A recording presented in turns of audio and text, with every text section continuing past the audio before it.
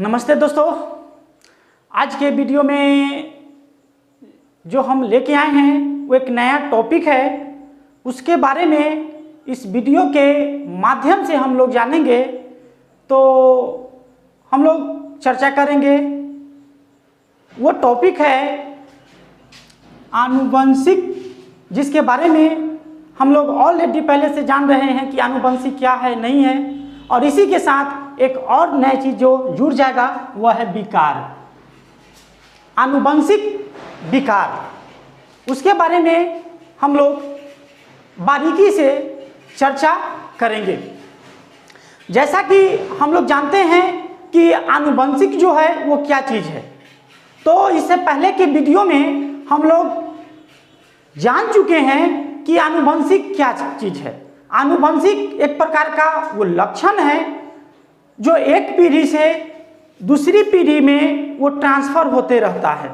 अब वो लक्षण जो है वो मेरिट भी हो सकता है, डिमेरिट भी हो सकता है, तो उसी को आनुवंशिकी कहते हैं। लेकिन यहाँ पे जो हम लोग देख रहे हैं आनुवंशिकी विकार जो है ये एक प्रकार का डिमेरिट है,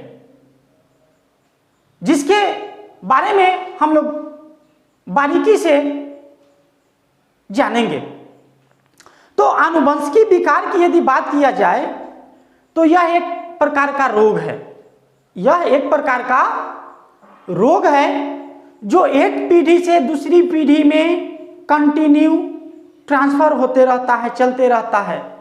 उसे ही आनुवंशिकी विकार कहते हैं।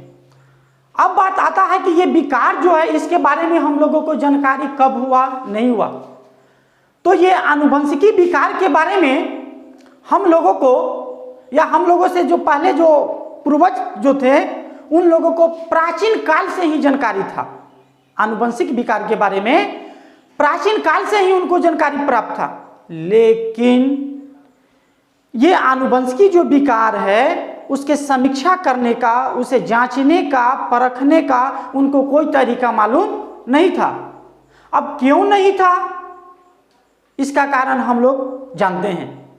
हम लोग जो है मॉडर्न युग में, तकनीकी युग में जी रहे हैं। लेकिन प्राचीन काल में ये तकनीकी युग जो है वो शून्य था, नहीं था, जिसके अभाव के कारण इसका कोई ठोस निष्कर्ष नहीं निकल पाता था कि आखिर ये आनुवंशिकी जो विकार है वो कैसे होता है, नहीं होता है, क्यों होता है। लेकिन ये अनुमान एकदम सही था, ये जो बीमारी हो रहा है ये आनुवंशिकी ही है। लेकिन उसके समीक्षा करने का, विश्लेषण करने का कोई संसाधन, कोई तरीका, कोई तकनीकी प्राचीन काल में उपलब्ध नहीं था, जो आज के डेट में ये उपलब्ध है। ये इसके बारे में लोगों को जानकारी तब हुआ जब मेंडल साहब ने आनुवंशिकी के बारे में वो अपना लेख लेके आते हैं। अपना अनुसंधान जब उन्होंने आगे बढ़ाए, प्रोजेक्ट को वो अपने आगे बढ़ाए, तब उनके अनुसंधान से ये पता चलता है कि आनुवंशिकी जो बीमारी है उसके बारे में कैसे अध्ययन किया जाएगा, कैसे नहीं किया जाएगा। तो ये मेंडल साहब के वंशागति का नियम जब आया, उस समय से ये आनुवंशिक विकार के बारे में जानकारी करने में, प्राप्त करने में सुविधा हुआ। इसमें कोई असुविधा नहीं, लेकिन इससे पहले असुविधा ही असुविधा था। तो आनुवंशिकी विकार के आगे बढ़ाने के लिए हम लोगों को यहाँ दो चीज़ों का अध्ययन करना पड़ेगा, जिसमें एक है मेंडलीय विकार, जो यहाँ आप देख रहे हैं हम लोग मेंडलीय विकार, और दूसरा है गुणसूत्रीय विकार। गुणसूत्रीय विकार, तो बारीकी से पहले हम लोग ये मेंडलीय विकार के बारे में चर्चा कर लेंगे। उसके बाद हम लोग गुणसूत्रीय विकार के बारे में चलेंगे। गुणसूत्रीय विकार और मेंडलीय विकार ये दोनों आनुवंशिक विकार के अंतर्गत ही ये आएंगे। तो ये मेंडलीय विकार जो है एक जीन, एक जीन, जैसा कि आपने इससे पहले के वीडियो में भी हम लोग चर्चा कर चुके हैं, जो ये जीन जो है वो क्या है। तो हम लोग ऑलरेडी जानते हैं कि जो जीन है वो खास प्रकार के बीमारी के लिए या लक्षण के लिए वो जिम्मेवार होता है। वो जीन बीमारी है, लक्षण है, जो भी है उसके लिए वो जिम्मेवार है। तो मेंडेलियन विकार एक जीन के म्यूटेशन से मेंडेलियन विकार निर्धारित होता है, इसी से निर्धारित होता है। और इसमें क्या है कि संतान में यह विकार जो है आनुवंशिक रूप से आता है, आनुवंशिक रूप से आता है। और ऐसे विकार को वंशावली विश्लेषण कहते हैं। जो विकार एक पीढ़ी से दूसरी पीढ़ी में ट्रांसफर होता है वैसे विकार को आनुवंशिक वंशावली कहते हैं। वंशावली विश्लेषण समीक्षा करना ये कहते हैं। इसका यदि एग्जाम्पल में लिया जाए हीमोफीलिया वर्णांधता, हीमोफीलिया और वर्णांधता, ये तो इसके बारे में इससे पहले के जो वीडियो था उसमें हम लोग ये हीमोफीलिया और वर्णांधता के बारे में ऑलरेडी जान चुके हैं। इसमें कुछ और नए चीज जुड़ गए हैं, वो है सिकल सेल एनीमिया और फिनाइल कीटोन्यूरिया और थैलेसीमिया इत्यादि। ये सब भी एक खास प्रकार के ये बीमारी है। और ये बीमारी प्रभावी भी हो सकता है और ये अप्रभावी भी हो सकता है। वो निर्भर करता है उस अवस्था पे, कंडीशन पे। जैसा कि वर्णांधता में हम लोग ने देखा था जब क्रॉस कराने के माध्यम से, और हीमोफीलिया में भी उसी तरह ये सब बीमारी भी प्रभावी और अप्रभावी भी हो सकता है। और ये बीमारी जो होता है ये किसके द्वारा, तो लिंग संलग्न वंशागति के द्वारा होता है। जो ये क्रोमोसोम पे निर्भर करता है। कौन क्रोमोसोम, तो लिंग क्रोमोसोम पे। क्योंकि ये 46 जो क्रोमोसोम है इसमें से 22वां जो सेट है क्रोमोसोम वो मादा का और नर का वो क्या है, एक समान है, इसलिए उसे आलिंग क्रोमोसोम कहते हैं। लेकिन ये 23वां जोड़ा जो है वो भिन्न प्रकार का है। क्या है, भिन्न प्रकार का है, जिसे XX मादा में और XY नर में होता है। यही भिन्न प्रकार के हैं। अब ये लिंग संलग्न वंशागति जो है यह लिंग क्रोमोसोम पे होता है। तो ये लिंग संलग्न वंशागति जो है ये सब के सब X क्रोमोसोम पे मौजूद होता है। चाहे वो हीमोफीलिया हो जिसे H से सूचित करते हैं, या ये कलर ब्लाइंडनेस हो जिसे C से सूचित करते हैं, या ये सिकल सेल एनीमिया हो, फिनाइल कीटोन्यूरिया हो या थैलेसीमिया हो, ये सब जो भी बीमारी है ये सब के सब ये X क्रोमोसोम पर ही मौजूद रहते हैं। तो इसी सब के ये डिजीज के बारे में हम लोग बारीकी से अध्ययन करेंगे। तो अब हम लोग बात करते हैं sickle cell anaemia. Sickle cell anaemia तो ये भी तो एक डिजीज है, गुणसूत्रीय विकार का एक एग्जाम्पल है जिसका वर्णन हम लोग पहले ही कर चुके हैं। तो यह बीमारी जो है यह आलिंग संलग्न है, जो अप्रभावी लक्षण है।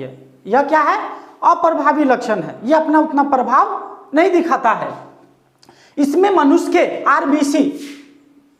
आरबीसी यह बीमारी कब होता है, इसकी पहचान लक्षण, मनुष्य के RBC red blood cells RBC के आकार में परिवर्तन हो जाता है, तब ये उत्पन्न होता है। जैसा हम लोग ये देख रहे हैं, ये जो चित्र जो दर्शाया गया है ये एक सामान्य आरबीसी है, नॉर्मल है, जो एक डिस्क के तरह है। और ये जब ये सिकल सेल एनीमिया से जब ये प्रभावित होता है तो यही आरबीसी जो है ये चेंजिंग होके वो हंसुआ आकार का ये इस आकार का हो जाता है। सिकल सेल से एनीमिया में आरबीसी की साइज में परिवर्तन, ये चेंजिंग होके इस आकार में, इस अवस्था में ये क्या होता है, आ जाता है आरबीसी। तो आरबीसी बीम में परिवर्तन होकर ये होता है। और यह रोग संतान को कब होगा, यह रोग संतान को तभी होता है जब दोनों जनक यानी माँ और पिता दोनों जनक इस बीमारी तब होते हैं जब उनमें जो जीन जो होता है वाहक होता है, मतलब दोनों पेरेंट्स में ये जीन, सिकल सेल एनीमिया का जो जीन है वो वाहक रूप में मौजूद दोनों पेरेंट्स में है, तब ये जाके वो अगला संतान जो इन दोनों से उत्पन्न होगा उसमें ये सिकल सेल एनीमिया उत्पन्न हो जाता है। और इस रोग को नियंत्रित, इस रोग जो होता है ये नियंत्रित जो होता है वो एक खास प्रकार के एलील के द्वारा जो होता है, ये एलील ये है, इस एलील के द्वारा ये खास प्रकार का ये सिकल सेल एनीमिया है जो खास प्रकार के जीन से ये कंट्रोल नियंत्रित होता है। तो ये था सिकल सेल एनीमिया। अब हम लोग बात करेंगे फिनाइल कीटोन्यूरिया, इसके बारे में। तो ये बीमारी जो है यह भी आलिंग अप्रभावी लक्षण है, यह भी आलिंग अप्रभावी लक्षण है। और इस रोग में मनुष्य के शरीर में, ये जब रोग होता है मनुष्य को, तो इसमें क्या होता है, मनुष्य के शरीर में फिनाइल पाइरुविक अम्ल, फिनाइल पाइरुविक अम्ल अन्य अदर रूप में चेंजिंग हो जाता है, परिवर्तित हो जाता है। और इसके बाद ब्रिक द्वारा कम अवशोषण, जितना चाहिए ब्रिक को इसको अवशोषण करने के लिए उतना ये अवशोषण नहीं करता है, और कम अवशोषण के कारण क्या होता है, यह मूत्र यूरिन के रूप में के साथ ये उत्सर्जित हो जाता है, जिस कारण शरीर में मानसिक दुर्बलता उत्सर्जित हो जाता है। और इससे शरीर में एकत्रित हो जाने पे, यानी ये ज़्यादा जो रहता है फिनाइल पाइरुविक अम्ल, ये शरीर में यदि ज़्यादा से ज़्यादा एकत्रित हो जाता है तो ये मानसिक दुर्बलता, जिस व्यक्ति में ये लक्षण जो विकार ये उत्पन्न होता है उसे मानसिक दुर्बलता उत्पन्न हो जाती है। तो ये था फिनाइल कीटोन्यूरिया। तो इस तरह से ये मेंडेलिय विकार का हम लोगों ने चर्चा किया, जो ये आनुवंशिक विकार के रूप में ये ट्रांसफर होते रहते हैं। अब इसके आगे हम लोग गुणसूत्रीय विकार पे चर्चा करेंगे। ये क्लास आप लोगों को वीडियो अच्छा लगा तो इस वीडियो को लाइक, सब्सक्राइब और शेयर जरूर करिएगा। धन्यवाद।